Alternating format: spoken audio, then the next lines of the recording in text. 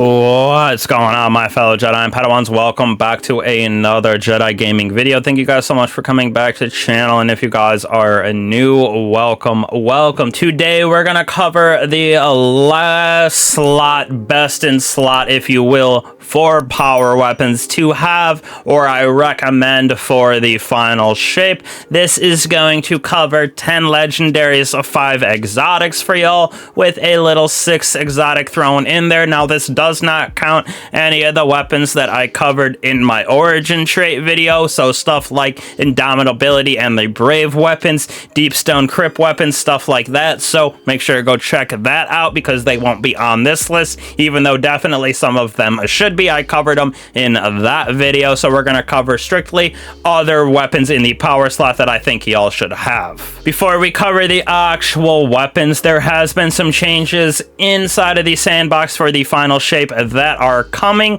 There is a little bit of a caveat. Since most of these are heavy, they aren't really affected by most of these, but things like the linear fusion rifles getting a 5% increase against all enemies. Tractor cannon isn't get affected because it's that pellet shotgun, but it's still not getting affected. They're already performing as intended. On top of that, really the only one is machine gun and swords. These are getting a global damage increase of 7%, so it'll definitely help some of these weapons right here. Besides that, really nothing else is getting changed for these heavies that I'm covering. First on the list is the Cataphract GL. This thing is a strand grenade launcher, helped carry my team hard through the Nezarec Sublime Pantheon this week, so it was absolute juice for us with that demo, or with Envious and Bait and Switch. It was super juicy against those bosses. We had about 4 of them at all times doing damage, with switching off for rockets here and there, but this thing is absolutely disgusting. Trials, you can just go in there, get a couple of those tokens, and get yourself one of these. There is some good rolls on it. Next on our list is the Apex Predator. 5 out of 5 in my opinion for rockets, the legendary version. This thing is solar, does come from the last wish, but like I said, with the supremacy, Mara gave you a bunch of chances with those wish quests, as well as it is very easy to go farm Callie, the first boss of that raid, so you can get your 5 patterns and craft this. But reconstruction on this with a demo is actually disgusting for damage. Bipod is also a very good perk with something like a hunter, so you can just continuously shoot out rockets, but this thing is definitely up there for the best rockets in the legendary version of them, so definitely grab this for the final shape. Next off is our first linear fusion with the Taipan Void Fusion Rifle. Linear fusion, I should say,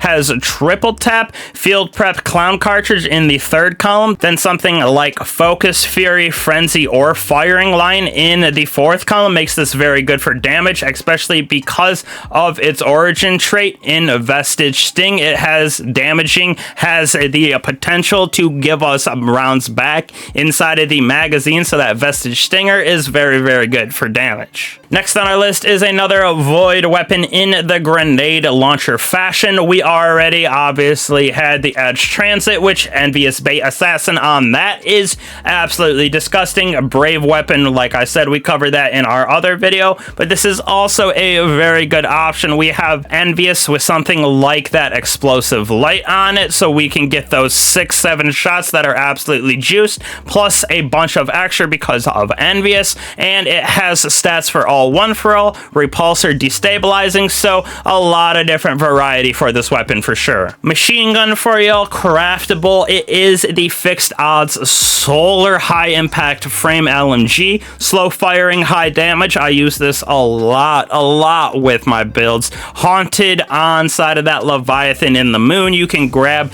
these. It has killing telly, rampage, firing line, incandescent in the 4th column, stuff like feeding frenzy, no distractions, field prep in the 3rd, so very good option for the PvP PvE realm. Right here, we have one of the rapid fire frames, which definitely out damage all other LMGs because of how fast they shoot, especially when you have something on like this with the retrofit escapade, void burn, you have a target lock, vorpal weapon, and something like 4 times the charm, where you get those bullets back for those precision shots or field prep so you reload really fast, or something like on a Gear Falcon Hunter. This thing is disgusting with that continuous volatility, so a very, very good rapid fire frame LMG to take into the final shape. Next on the list is our Ascendancy rocket, which came from the rewards of a season, just like our Apocal integration. Solar burn on this has that nice old chain reaction explosive light in the 4th column, so it is a very good rocket. Not as good as something like the Apex Predator with bait and switch reconstruction, but it is a very good backup, and it is a little easier to obtain for some people since you don't gotta go into a raid. Last rocket on our list for the legendaries right here. This is the Cold Comfort from the old dungeon where we go underwater, fight some enemies. This thing is Stasis Burn, has some very, very good perks. Impulse Amplifier, Envious Assassin in the 3rd column with bait and switch, explosive light, and bipod in the 4th column. So this thing is juice for that aggressive frame in the damage section. So definitely suggest to pull this out, especially since Stasis next season I think is going to be a hype. I think having some Stasis weapons is going to be also juice. Next off, we got the old Wendigo GL right here. This is an ARC version, basically like the Strand Cataphract, as well as the Regnant Void. We got some fun rolls on this explosive light. We have a Frenzy, Clown Cartridge, Impulse Amplifier, Chain Reaction, so lots of varieties on this, and I also use this on the ARC version for Ralk the Indomitable at -15 for that Pantheon. With that ARC burn, I had explosive light on mine, so I was absolutely able to juice the boss. A very, very good weapon for that damage. Last on our list for legendary weapons is an ARC rapid fire frame LMG. Very interesting perks on this as well. We got target lock, eddy current, adrenaline junkie, heating up, so it isn't the best in the slot compared to others, but it is still up there in the top 10. Obviously, we got those origin perks on some of those other weapons. Obviously, Commemoration, Hammerhead are better than this in my opinion, but that rapid fire frame does make it be very, very good with damage, especially with target lock, so threw it on here as my number 10 choice. Starting with our exotics right here, we got the Tractor Cannon. This isn't getting that buff for the 10% like I said, but we have the debuff on it with Scientific Method. Damaging an opponent gives us increased speed and handling, plus we weaken targets, so it's a very good debuff for things on like Golgoroth or in general. Throwing this around is disgusting for that endgame content, so definitely suggest this for the final shape. Next on the list is probably the most trusty dustiest is the Thunderlord. Gives it actually over in Shaxx right now at the Hall of Champions at that good old chest that you can grab. Has the potential to disrupt overloads. Very, very good at damage. Has Feeding Frenzy on it, and when we're hitting those shots, getting the chaining of the lightning to proc, it refills the weapon, so also just insane for basically everything in the PvE realm. Another staple right here in the PvE realm for heavies, we got the Galahorn